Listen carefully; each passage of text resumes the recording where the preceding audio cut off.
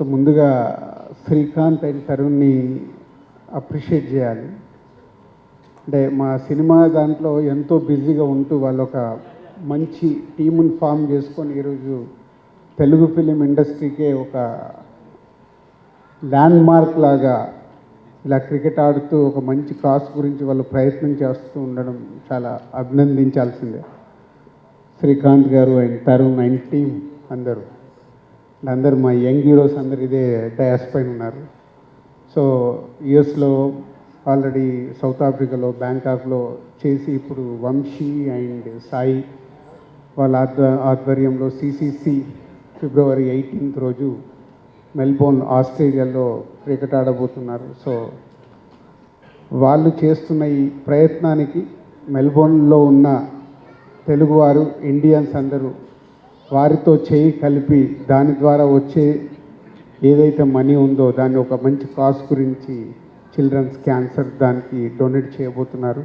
So మీరు చేస్తున్న మంచి పనిలో ఈరోజు ఇక్కడికి నన్ను పిలిచి దీన్ని చేయిస్తున్నందుకు ఐఎమ్ సో హ్యాపీ. సో నా ద్వారా కూడా మీకు ఏం కావాలన్నా I'm ready to participate. Thank you. So ముందుగా శ్రీకాంత్ అండ్ తరుణ్ని అప్రిషియేట్ చేయాలి.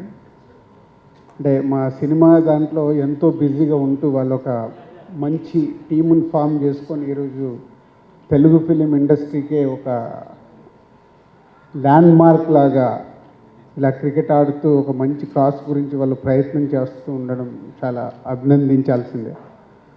శ్రీకాంత్ గారు అండ్ తరుణ్ అండ్ టీమ్ అందరూ మా యంగ్ హీరోస్ అందరు ఇదే డయాస్ పైన ఉన్నారు.